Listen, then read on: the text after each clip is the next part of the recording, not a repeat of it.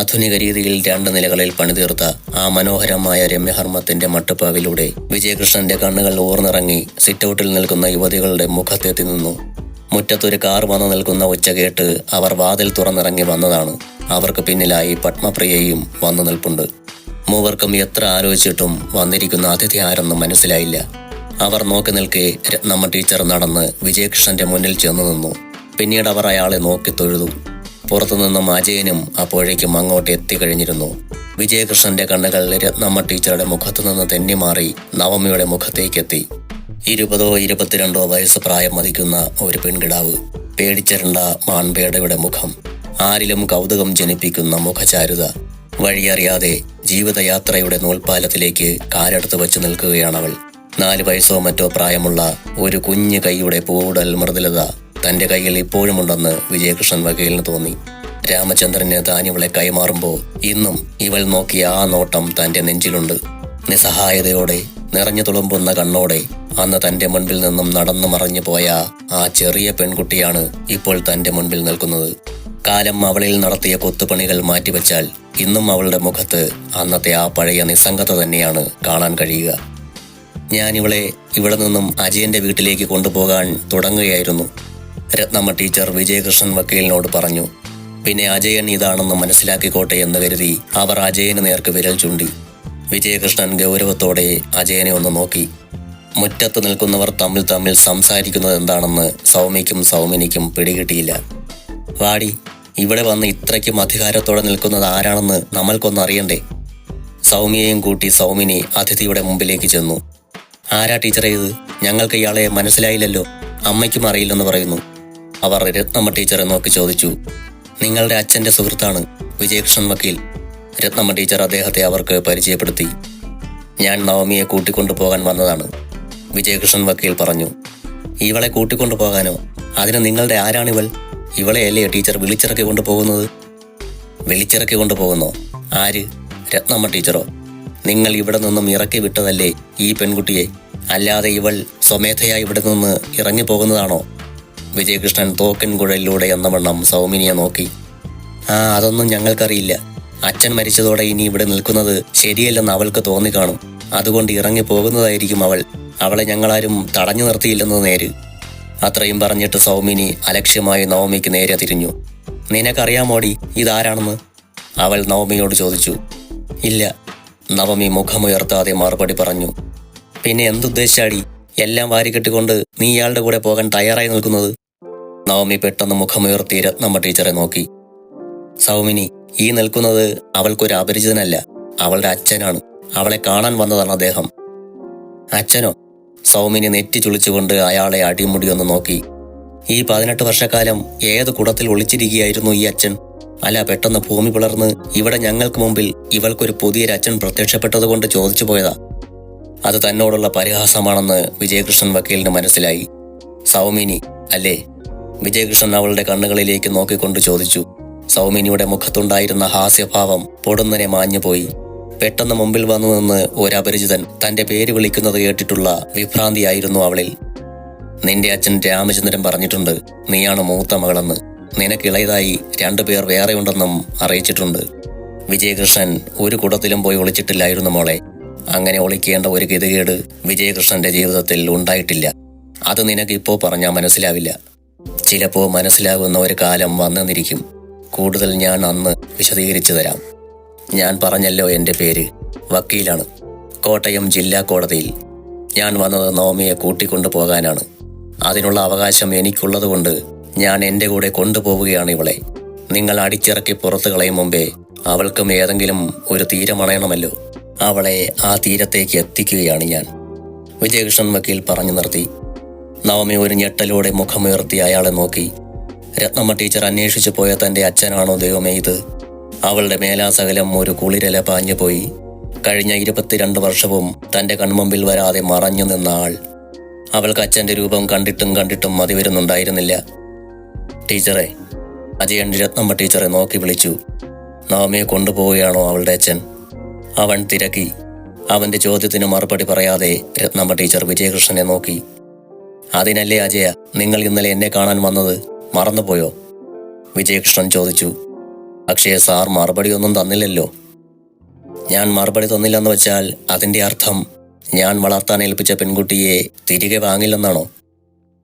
വളർത്താൻ ഏൽപ്പിച്ച പെൺകുട്ടിയോ? അപ്പോൾ നവമി സാറിൻ്റെ മകളല്ലെന്നാണോ? അജയൻ അമ്പരപ്പോടെ ചോദിച്ചു. അജയൻ എഴുതാപ്പുറമൊന്നും വായിക്കണ്ട. രാമചന്ദ്രൻ നിങ്ങളോട് കള്ളം പറയാൻ വഴിയില്ലല്ലോ. നവമിയെ അതുകൊണ്ട് തന്നെ ഞാൻ കൂട്ടിക്കൊണ്ടു പോവുകയാണ്. സാർ, ഇത്ര പെട്ടെന്ന് ഒരാൾ അവൾക്ക് മുമ്പിൽ വന്ന് ഞാനാണ് അച്ഛൻ, ഞാൻ നിന്നെ എൻ്റെ കൂടെ കൊണ്ടുപോവുകയാണ് എന്നൊക്കെ പറയുമ്പോൾ അവൾക്ക് അത് ഉൾക്കൊള്ളാൻ പറ്റുമോ എന്ന് നമ്മൾ നോക്കണ്ടേ സാർ? അവൾ ഉൾക്കൊണ്ടോളും അജയ.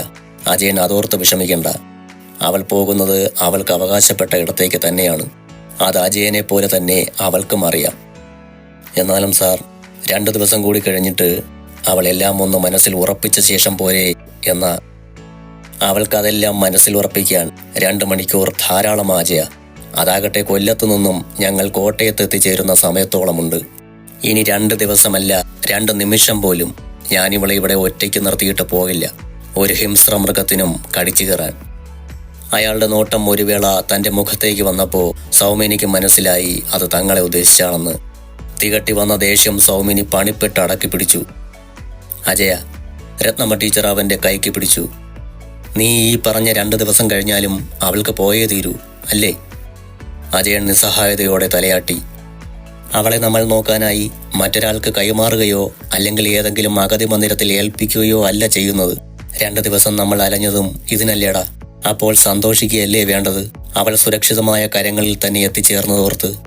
ആർക്കും ഒരു ഭാരമാകാതെ അവൾ അവൾക്ക് അവകാശപ്പെട്ട ഇടത്തു പോയി ജീവിക്കട്ടെ. അവളുടെ സന്തോഷവും അവളുടെ നന്മയും അല്ലേടാ മോനെ നമ്മൾ ആഗ്രഹിച്ചത്. സന്തോഷത്തോടെ നമ്മൾ അവളെ യാത്രയാക്കാം. അജയൻ എന്തോ ഓർത്തെടുക്കും മട്ടിൽ തലയാട്ടി. പക്ഷെ അവനിൽ ഒട്ടും ഉത്സാഹമില്ലായിരുന്നു. അവന്റെ നന്മയുള്ള മനസ്സിൽ നവമിയെ കരുതി എന്തൊക്കെയോ മോഹങ്ങൾ പൂത്തുലഞ്ഞു കിടപ്പുണ്ടായിരുന്നെന്ന് അവർ ഓർത്തു. അതായിരുന്നു അവൾക്ക് വേണ്ടി അവൻ ഇത്രയും അത്യുത്സാഹത്തോടെ ഓടി നടന്നത്. അവൾക്കൊരു അഭയതീരം തന്റെ വീടാണെന്ന് മനസ്സിലായപ്പോൾ അവൻ എത്രമാത്രം ആഹ്ലാദിച്ചു. ഇപ്പോൾ പക്ഷേ അവന്റെ ചൊടിയും ചുണയുമൊക്കെ എങ്ങോ മറഞ്ഞു പോയി കഴിഞ്ഞു. രത്നമ്മ ടീച്ചർക്ക് പക്ഷേ അത് കണ്ടില്ലെന്ന് നടിക്കാനേ നിർവാഹമുണ്ടായിരുന്നുള്ളൂ. ഇവിടെ ആരോടും എനിക്കൊന്നും ചോദിക്കാനില്ല, പറയാനും. ഞാനിവളെ കൊണ്ടുപോവുകയാണ് ടീച്ചറെ. വിജയകൃഷ്ണൻ വക്കീൽ ടീച്ചറോട് അനുവാദം ചോദിക്കും പോലെ പറഞ്ഞു. രത്നമ്മ ടീച്ചർ നവമിയുടെ മുഖം 2 കൈകളാലും കോരി തന്റെ മുഖത്തിന് നേർക്കുയർത്തി. അവളുടെ 2 കണ്ണുകളും തുളുമ്പി നിൽക്കുകയാണ്. കരയണ്ട, നല്ലതേ വരൂ. എവിടെ പോയാലും ദൈവമുണ്ട് മോളെ നിന്റെ കൂടെ. അവർ അവളുടെ നെറ്റിയിൽ ഒരു ഉമ്മ കൊടുത്തു. രത്നമ്മ ടീച്ചറിന്റെ കണ്ണിൽ നിന്ന് ഒരു നീർത്തുള്ളി നവമിയുടെ മൂക്കിൻ തുമ്പിലൂടെ ഓർന്ന് നിലത്തേക്ക് വീണു. പോട്ടെ ടീച്ചറെ. അവളുടെ നിശ്വാസവായുവിന് ഉച്ചസൂര്യന്റെ ചൂടുണ്ടായിരുന്നു. എന്നെ മറന്നു കളയില്ലേ ടീച്ചറെ, എന്നെങ്കിലുമൊക്കെ, വല്ലപ്പോഴുമെങ്കിലും. അവളുടെ വാക്കുകൾ വിറയ്ക്കുന്നുണ്ടെന്ന് അവർക്ക് തോന്നി. വല്ലപ്പോഴും ഒന്നുമല്ലടി, എന്നും വിളിക്കും പോരെ. അത് നീ മറന്നാലും ഞാൻ വിളിച്ചോളാം. തൃപ്തിയോടെ നവമി അവരുടെ കവളിൽ ഒരു ഉമ്മ കൊടുത്തു. പിന്നീട് അവൾ അജയന്റെ അരികിലേക്ക് ചെന്നു. അവൻ അവർക്ക് പുറംതിരിഞ്ഞ് ദൂരെ എങ്ങോ നോക്കി നിൽക്കുകയാണ്. ആകാശത്തിന് കീഴെ അനന്തതയിലൂടെ ഒരു കൂട്ടം പറവകൾ ദിക്കറിയാതെ പറന്നകലുന്ന കാഴ്ചയിലാണ് അവന്റെ കണ്ണുകൾ. അജയേട്ടാ, അവൾ വിളിച്ചു. പെട്ടെന്ന് അവൻ ഒന്ന് ഞെട്ടിയതുപോലെ അവൾക്ക് തോന്നി. പൊയ്ക്കോട്ടെ അജയേട്ടാ, എന്നെങ്കിലുമൊക്കെ എന്നെ കാണാൻ അങ്ങോട്ട് വരണേ. സമയമുള്ളപ്പോൾ മതി. ശ്രീദേവി അപ്പച്ചിയും കൊണ്ടുവരണേ. അജയൻ മുഖം തിരിച്ച് അവളെ നോക്കാതെ മൂളി. നോക്ക ചേട്ടാ, പിണങ്ങി നിൽക്കുകയാണോ? അല്ലടി, പൊക്കോ, ഞാൻ വന്നോളാം. അജയൻ പെട്ടെന്ന് അവളെ തിരിഞ്ഞു നോക്കുക പോലും ചെയ്യാതെ തൻ്റെ ഓട്ടോ കിടക്കുന്ന ഇടത്തേക്ക് പോയി. പോകുന്ന പോക്കിൽ അവൻ കണ്ണുകൾ തുടയ്ക്കുന്നത് അവൾ കണ്ടു. വിജയകൃഷ്ണൻ വക്കീൽ നവമിക്ക് മുമ്പിലേക്ക് വന്നിട്ട് തിരക്കി. എന്താ നിന്റെ കയ്യിലിരിക്കുന്ന ഈ ബാഗിൽ? എൻ്റെ ഡ്രസ്സുകളാണ്. വിജയകൃഷ്ണൻ വക്കീൽ തിരിഞ്ഞു നടന്നു ചെന്ന് കാറിന്റെ പിൻ ഡോർ തുറന്ന് അതിൽ നിന്ന് 2 കിറ്റുകൾ പുറത്തേക്കെടുത്തു. ഒരു പ്രമുഖ വെഡ്ഡിംഗ് സെന്ററിന്റെ പരസ്യം പ്രിന്റ് ചെയ്ത കവറുകളായിരുന്നു അത്. വിജയകൃഷ്ണൻ അത് നവമിക്ക് നേരെ നീട്ടി. നിന്റെ കയ്യിലിരിക്കുന്ന ബാഗും നീ ധരിച്ചിരിക്കുന്ന ഡ്രസ്സ് പോലും അഴിച്ച് വീട്ടിനുള്ളിൽ വച്ചേക്കണം. എന്നിട്ട് ഇത് ധരിച്ചു വേണം നീ എൻ്റെ കൂടെ പോരാൻ. നിന്റെ കാലിലെ ചെരുപ്പോ നിന്റെ നെറ്റിയിൽ ഒട്ടിച്ചിരിക്കുന്ന പൊട്ടോ പോലും ഇവിടെ നിന്ന് എടുക്കാൻ പാടില്ല. ഇതുവരെ നിന്റെ കൈവശമുണ്ടായിരുന്ന സർവ്വതും ഇവിടെ ഉപേക്ഷിച്ചേക്കണം. പോയിട്ട് വാ. അയാൾ നീട്ടിയ കിറ്റ് വാങ്ങി കയ്യിൽ പിടിച്ചുകൊണ്ട് സൗമിനിക്ക് മുമ്പിലൂടെ അവൾ വീട്ടിനുള്ളിലേക്ക് പോയി. ഒരു ചുരിദാറും ഒരു കുങ്കുമപ്പൊട്ടും തിരികെ വെച്ചിട്ട് പോയാ കടം തീരുമെന്ന് വക്കീലിന് ആരാ പറഞ്ഞു തന്നത്? 18 വർഷം എൻ്റെ അമ്മ ഇവളെ പോറ്റി വളർത്തിയതിൻ്റെ കടമുണ്ട് വക്കീലെ. വക്കീലിന്റെ കണക്ക് പുസ്തകത്തിൽ എത്ര എഴുതിക്കൂട്ടി ഹരിച്ചാലും കണക്ക് തെറ്റിപ്പോവുകയുള്ളൂ, സൗമിനി പരിഹസിച്ചു. വിജയകൃഷ്ണന്റെ കണക്ക് തെറ്റിക്കാൻ നീ ഇനി വേറൊരു ജന്മമെടുത്ത് ഭൂമിയിൽ പറക്കണം. നിന്റെ അച്ഛൻ്റെ അക്കൗണ്ട് എടുത്ത് ആദ്യം നീ ഒന്ന് പരിശോധിച്ചു നോക്ക്. തെറ്റാത്ത കണക്ക് നിനക്ക് അവിടെ കാണാം. ബാക്കി വന്ന 6 ദിവസം അവൾ ഈ വീട്ടിൽ നിന്നെടുത്ത ഉച്ഛ്വാസവായുവിൻ്റെ വരെ കൂലി കൂട്ടുപലിശ ചേർത്ത് നിന്റെ മേശപ്പുറത്ത് കാണും. സൗമിനിയുടെ മുഖത്തടിക്കും മട്ടിൽ അയാൾ പറഞ്ഞു. നിറം കെട്ടുപോയ കോട്ടൺ ചുരിദാറിൽ നിന്ന് വില കൂടിയ ഒരു ചുരിദാറും ധരിച്ച് നവമി വീട്ടിനുള്ളിൽ നിന്ന് ഇറങ്ങി വന്നു. അവളുടെ കയ്യിൽ 2 പവൻ വീതം തൂക്കം വരുന്ന 2 വളകൾ കിടപ്പുണ്ട്. കഴുത്തിൽ അധികം നീളമില്ലാത്ത ഒരു കട്ടിച്ചെയിനും കാണാം. ഇപ്പോൾ അവളുടെ മുഖത്ത് ഒരു തെളിച്ചമൊക്കെ വന്നിട്ടുണ്ടെന്ന് രത്നമ്മ ടീച്ചർക്ക് തോന്നി. എവിടെയോ നഷ്ടപ്പെട്ടു പോയ അവളുടെ ആത്മവിശ്വാസം പതിയെ പതിയെ തിരിച്ചെത്തുന്നതാകാം അത്.